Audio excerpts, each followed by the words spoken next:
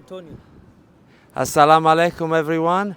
I'm in Mashad in Iran, in the holy shrine where is buried Imam Ali Reza, one of the 12 Imams that Shia Muslim remember from the family of the Prophet Muhammad. And here I'm with Jafar. Jafar, where are you from? I'm from Kenya. My name is Jafar Imran. I'm from Kenya. You're from Kenya. Yes. Why you are here? Why you are in Mashad from Kenya? Why you are here in Mashad and you are in the shrine? First of all, Bismillah ar-Rahman ar-Rahim. I came to Iran for the purpose of studies. So I've been here in Mashad for the last 11 years, and I study here in Mashad, and I normally come with my family on Wednesdays to connect with our beloved Imam spiritually, and we normally come and do ziyarah here on Wednesdays. And so you are a Shia Muslim. I'm a Shia Muslim. So what does Imam Ali Reza represent to you? Imam Ali Reza, he represents a symbol of unity, a symbol of knowledge, a symbol of wisdom. When we read his history, he normally when he was alive, he was talking mostly about social in terms of social life, in terms of knowledge, Islamic studies. Yeah, he's a symbol of knowledge and hope to me. That's beautiful. You also, Jafar also speak a good Arabic, and Arabic with an accent of Iraq, because he travel often to Iraq. Why do you travel to Iraq? Alhamdulillah. I normally travel to Iraq to visit our dear Imams over there. There is the shrine of Imam Ali ibn Abi Talib. There is the shrine of Imam Hussein alayhi salam. There is a shrine of Abul Fadl al-Abbas. Iraqi people, they normally call him Imam al-Abbas. So he's also buried there. We have in Kadhimain, we have Imam Jawad, the son of Imam Rida, and we have the father of Imam Rida, Imam Musa al-Kadhim. We do have in Samarra two of our Imams. We have the 10th Imam, Imam Ali al-Naqi, and we have Imam Hassan al-Askari. And we have also the shrine where, the graveyard where Bibi Nargis is also buried. So I normally travel to Iraq to visit those holy sites. Besides, I've gone to Iraq like twice for the purpose of i'tikaf during the holy month of Ramadan, and I normally go there during the time of Arba'iniyah to commemorate the event of Arba'in, and to put alive to make alive the issue, the incident of Karbala, and the strength of Bibi Zainab and the patience of Bibi Zainab salamullahi alayha. I normally go with my family. That is the best part. Jafar is a beautiful family, has a wife and two children, a small girl and a small boy. And he's also a student. He's a very smart student. He has a different degree. He studied Quranic science, right? When you go to these shrines that you listed in Iraq and also here, what do you feel?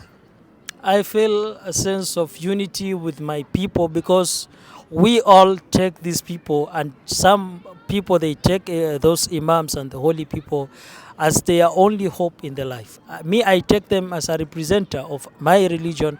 I take them as a people who had wisdom beside the holy prophet, and they are my role model in this world. So when I'm there, I feel much happy and much comfortable, and I feel it's a place where people have to connect, because if it's not Imam Rida, we would have met maybe somewhere else. But because of the Imam Rida and the spiritual benefits that we get, that's why me person from Kenya, you a person from Italy, our friends from Iraq, we met here. So you mentioned before the Battle of Karbala, and I learned a little bit about the Battle of Karbala, but you are so much more knowledgeable than me. Can you tell me what happened in the Battle of Karbala and why it's so important? In the Battle of Karbala, a lot of our clerics, they talked about Battle of Karbala. They said Battle of Karbala, it wasn't just the issue of Hussein and Yazid. It was the issue of justice and oppression. And one thing that I can recall from Imam Hussein, he mentioned about the negative aspects of Yazid. Then at the bottom line, he said, "Mithli la yubayi'u mithlah." He didn't say Imam Hussein cannot give allegiance to Yazid. He said, "Mithli la yubayu mithli." A person like me cannot give allegiance to a person like him. So whoever stands in the line of justice should be like Imam Hussein. Whoever stands in the line of oppression definitely is like Yazid. So we shouldn't give allegiance to the people who stand on the side of oppression. That is the strength that we normally get. The biggest teaching we get from Imam Hussein about the issue of Karbala, about the issue of Ashura is that one. Mithli la yubayu mithli. A person like me. So a person like Imam Hussein, whoever stand with justice, he shouldn't give allegiance to the person like Yazid of our time. And a Yazid of our time is any person who goes against the teachings of Allah subhanahu wa ta'ala. I can't say the teachings of our prophet, because we have a lot of religion. And all these people, they follow their own books.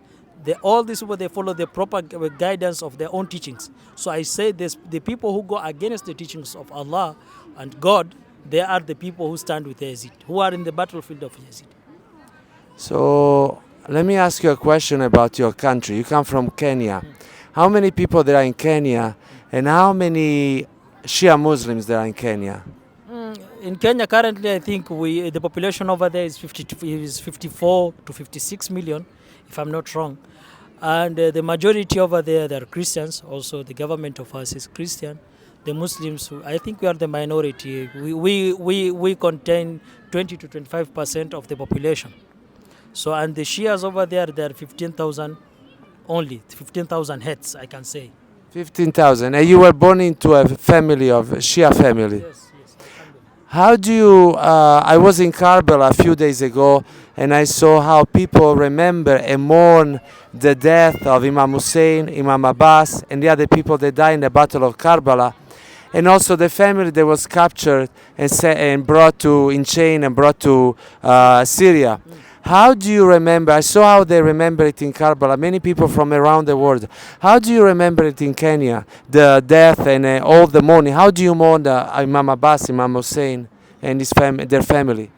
Just the way other people mourn and remember these holy people, these great people during the time of Muharram, it is the same reflection that we have in Africa, especially in Kenya.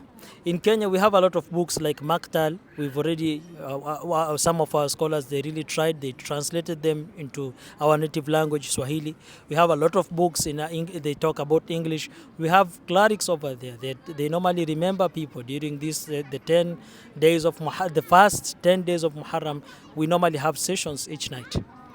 Each night, every night we have sessions during these 10 days. And during the time of Ashura, we normally recite the Maktal. Whatever happened, the event of Ashura. After then, we have procession. We normally walk from one point to another. The good thing about Kenya is that the government is not opposing any religion. Any person, whatever religion you have to follow it. Irrespective of whatever your faith is, you have to respect the other religion. So when during the time of Ashura, when we want to have our own procession, the Masir, we normally go to the government. We make our application and the government accepts it. Then the government gives us the security.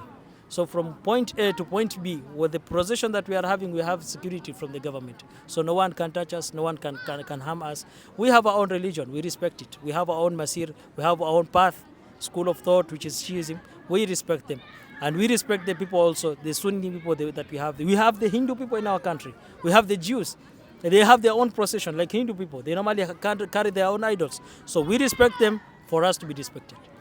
So we normally do it in Kenya. We don't have any problem. We beat our chests. And during the day of Ashura, instead of doing kamezani, of tatbir, as they call it in Iraq, we normally donate blood to the needy people. Yes, we donate blood. Our pure blood will affect the people who are against the teachings of religion.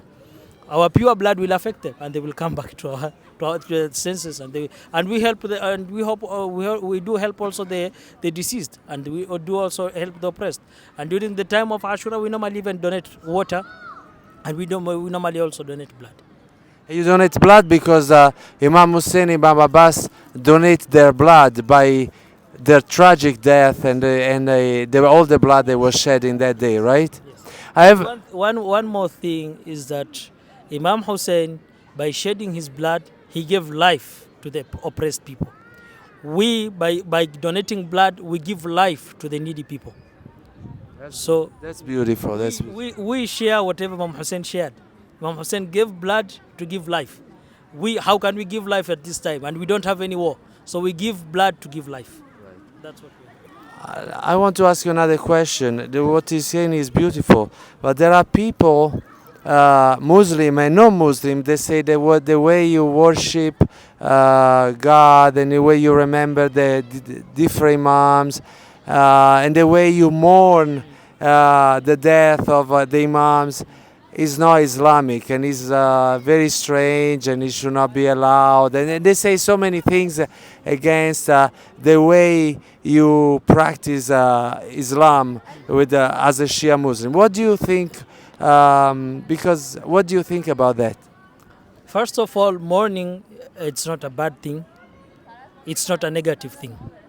People, they say that, when you mourn, you are against the humanity, and it is a symbol of weakness.